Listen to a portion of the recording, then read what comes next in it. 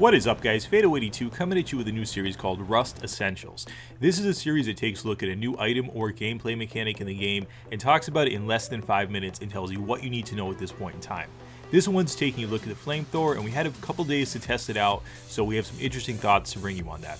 Getting everybody off on the same page, this is an item that's a non-default rare blueprint. It costs 8 high-quality metal, 250 metal fragments, and 100 low-grade fuel. In terms of the ammo, it uses low-grade fuel, which is a very precious resource. And getting us started right off the bat here, in terms of the range of it in a straightforward path of fire, it will be about 3 foundations in length. So anything 3 foundations in front of this is going to sustain damage. Items will absorb damage, so if there are walls, furnaces, or anything in between, it will soak up some of that damage. So if this is coming your way and you're in front of it, duck behind a furnace or a storage shelf, you might have a chance of staying alive.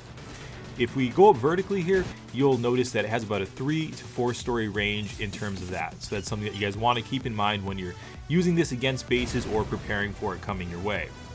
Again, if you're within 3 foundations in this direct path of fire, you're going to go down in less than 10 seconds.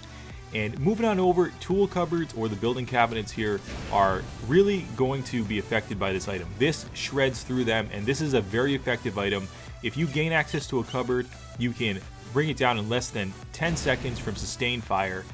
If you do standing fire, so if you start a small fire from just toggling the fire button from tapping it, it will go down in a longer length of time, but you'll use less low-grade fuel, so you'll save more resources. So the big question is, how is this going to be used against cabinets, and is it going to be used for raiding? And the answer is yes, it's going to be used for raiding, and it does affect the cabinets even without having to see them in terms of the line of sight. So if you spray a wall with fire, in most cases the cabinet will be affected by that fire if it's not placed dead center and perfectly aligned. So if it's a bit twisted, there are points where you can get the fire to go in there. If you line it up like this, perfectly in the center of a square, it has a much better chance of not being affected by the fire. If it's a triangle foundation or a triangle cabinet, that's probably going to be trickier.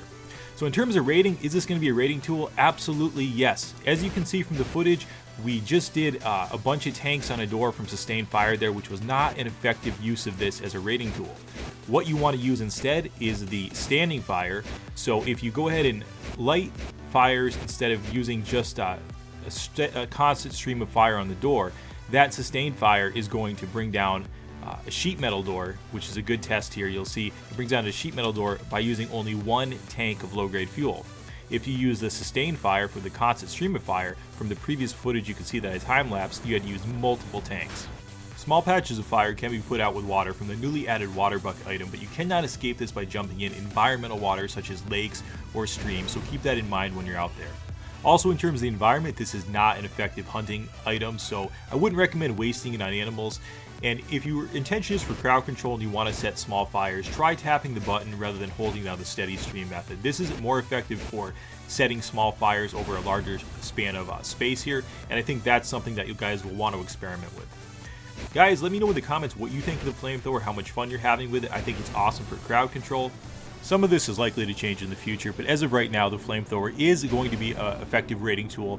1 tank of low-grade fuel in terms of setting small standing fires will take down a sheet metal door very effectively. Hope you guys enjoyed this first episode of Rust Essentials. Fado82, peace.